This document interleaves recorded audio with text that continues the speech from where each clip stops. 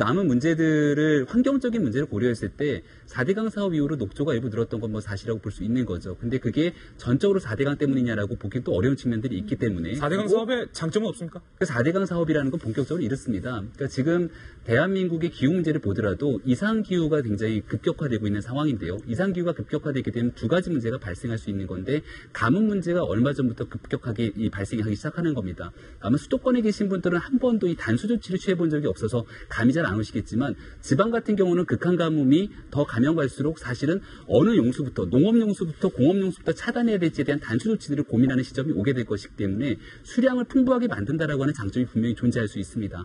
또 이 기후변화가 급격하게 시작되게 됐을 경우는 이 결국은 집중호우로 인한 폭우 문제까지도 발생할 수 있기 때문에 이러한 수질 개선에 대한 그러니까 수량을 풍부하게 만들고 사실은 여기에 대한 지천에 대한 개선 사업들이 갖고 있는 장점들도 분명히 존재하는 거죠. 이제 문제들은 뭐냐면은 과거 이명박 정부 시절에 돌아가서 문재인 정부가 후보 시절에 얘기했던 공약집의 첫 번째 적폐청산위원회에 대한 얘기가 나오는데 여기엔 박근혜 정부의 적폐와 이명박 정부의 적폐가 분명히 명시가 돼 있고 이명박 정부의 적폐는 4자 방위제 명시가 되어 있는 거예요. 4대강, 자원외교, 방산비리 이 세 가지가 나와 있는 건데요. 박근혜 정부 시절에도 사실 어찌 보게 되면 이완구 당시 총리 후보자가 부패와의 전쟁을 또 선포하지 않았습니까? 그리고 방산비리 문제를 한번 잡겠다 그래서 특히나 이제 그 제가 그 장군 이름이 정확히 기억이 나지 않습니다만은 여기에 대해서 적폐를 규정하고 엄청나게 많은 문제를 갖고 기소를 했는데 대법원에서 무죄 판결이 나갔고 그 사람이 억울함을 토로한 적이 있습니다. 그러니까 이 4대강 문제만 하더라도 야당에서 그동안 줄기차게 얘기했던 문제들 때문에 국정감사를 수차례 받았던 내용이거든요. 그러니까 여기에서 뭔가 새로운 문제들을 끄집어낼 수 있다라면은 충분하게 이 문제를 재논의할 필요가 있겠습니다만은 이것이 대통령의 지시사항으로 이렇게 이루어지는 부분들에 대해서는 조금 조심스러운 측면들이 분명히 존재한다는 얘기도 드리고 싶어요. 아니 제가 조금 더 노골적으로 한번 깊이 들어가 볼까요? 그러니까 청와대에서 조금 전에 밝힌 내용 중에 녹조 문제 등등에 대해서 제도 보완하겠다. 이건 아마 많은 국민들이 다 찬성할 것 같은데 문제는 그 뒤에 나온 결론 부분에 나온 건데요. 명백한 불법 비리 상응하는 후속 조치할 것. 그러니까 MB정부의 4대강 사업은 명백한 불법과 비리가 많고 이것에 대해서 적폐로 규정하고 있다라는 인식이 깔린 것 같은데 혹시 이게 말입니다. 네. 조국 수석의 검찰개혁에 대해서 많이들 취지에는 동의하는데 그것이 검찰에 대한 어떤 피해의식 때문에 이른바 보복의 정치를 하는 것 아니냐라는 문제제기가 지금의 여당 내부에서도 있는 것이 사실입니다. 그런데 거기에서 더 나아가서 MB정부 전임 정부에 대한 사업 혹시 노무현 전 대통령에 대해서 MB정부가 강하게 수사를 끌고 가서 극단적인 선택에 이르게 한 것에 대한 보복 정치 아니냐 이런 비판이 지금 나올 거거든요. 아닙니까? 너무 많이 가신 것 같아요. 일단 4대강과 관련해서 지금 4대강 사업이 잘 된 거에 대해서 수량 문제 얘기하셨는데 잘 된 게 또 있기는 해요. 그러니까 자전거 타기는 좋습니다. 자전거 타기 좋다. 우리가 자전거 타자고 그걸 만든 건 아니기 때문에 왜 이것을 만들었는지에서부터 지금 현실 유지를 하는 것이 좋으냐 아니면 불을 허물어 버리는 것이 더 나으냐. 일부 조사에 따르면 하루에 4대강 유지 비용이 7억이라는 거 아닙니까? 1년에 365일이니까 곱해보면 어마어마한 돈이 나오는 거죠. 앞으로 이 유지 부수 비용은 더 들어가게 될 것이고 환경적으로도 계속해서 돈은 더 들어갈 수밖에 없는 구조다. 그런데 처음에 이 4대강 사업을 하자고 그랬을 때 그 기획했고 기대했었던 그런 효과와 이런 좋은 이점들은 얼마나 우리가 누리고 있는지를 다시 비교 검토를 해볼 필요가 있다고 보는 거예요. 그런 부분을 접근해서 들어가는데 요 라인, 정책적 라인으로는 이런 재검토가 있는 거고요. 이제 비리다, 적폐다, 뭔가 적폐다, 사법적인 대상이다라고 얘기하는 부분에는 아까 우리 정성희 위원님도 말씀하셨습니다만 이미 이전에도 감사원 감사가 있었습니다. 그 솜방망이 감사였고 솜방망이 처벌이었다고 그때도 제가 그때 대변인을 했기 때문에 숫하게 논평을 썼어요. 이럴 거면 뭐 하려고 하냐. 내버려 둬라 차라리. 그러니까 오히려 담합을 했었던 그 업체들이 이걸로 이번 감사원 감사를 받고 솜방망이로 몇 억씩 돈 내고 그걸로 끝나버렸다니까요.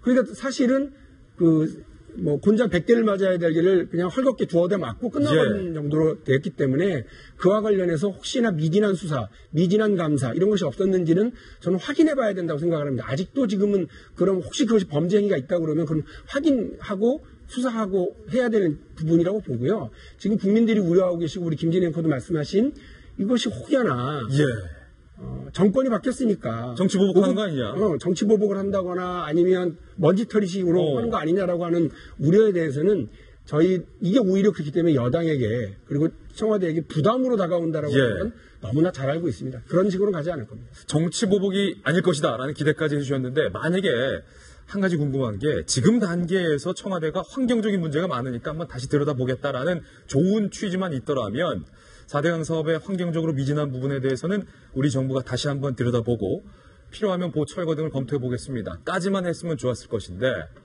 마지막에 이 결론 한 문장이 저는 계속 걸린다는 거예요. 명백한 불법 비리.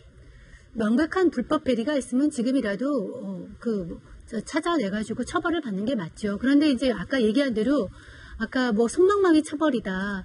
그 다음에 오히려 면죄부를 받았다. 뭐 4대강에 참여했던 건설업체들이 이렇게 얘기를 했는데 제가 알기로는 그게 아니에요. 예. 왜냐하면 그 4대강 사업에 들어갔던 건설업체들이 처음에 들어가기 싫었는데도 왜냐하면 다른 사업들이 많은데 이 대통령 사업이니까 들어가라고 해서 들어간 업체들이 대부분이거든요. 굉장히 싫어했습니다. 예. 들어가서 사실은 들어가서 억지로 약간 공사를 물론 그렇지 않은 기업도 있고 그런 기업도 있겠지만 좀 그런 측면이 있어서 자기들도 원하지 않는데 들어가서 사업을 했고 그 다음에 이제 그러니까 당연히 다밥이죠. 왜냐면 들어오라고 했으니까 다밥이죠. 들어오라고 했으니까. 그런데 처벌까지 받았다 이런 어떤 불만을 토로한 사람도 있어요. 그래서 이거는 이제 정책적으로 끌고 간 사업이고 그 부작용이 있고 아까 얘기한 대로 박근혜 정부가 정말 이거를 좀 깊이 팠습니다.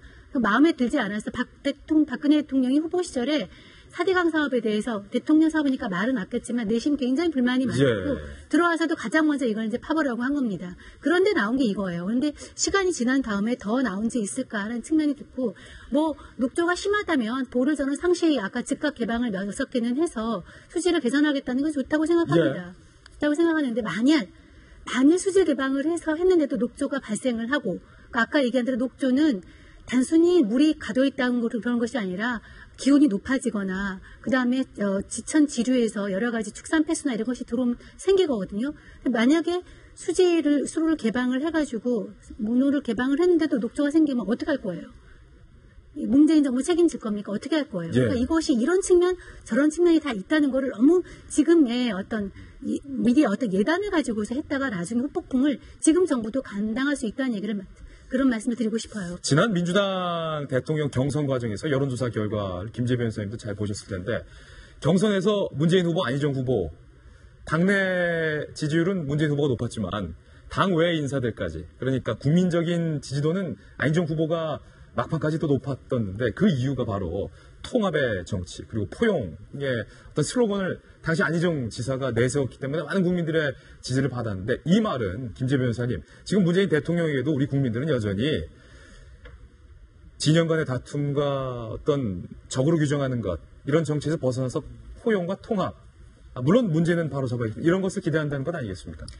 네, 뭐 안희정 지사 같은 경우에 굉장히 확장성이 높은 후보로 당시에 평가가 되었었고 그것 때문에 지지하는 분들이 굉장히 많았는데 문재인 후보도 원래 처음에는 적폐청산을 부르짖다가 이제 나중에 대선 후보로 된 다음에는 이제 그보다는 약간 통합의 메시지에 좀 더 방점을 둔 그런 경향이 있었고요. 예.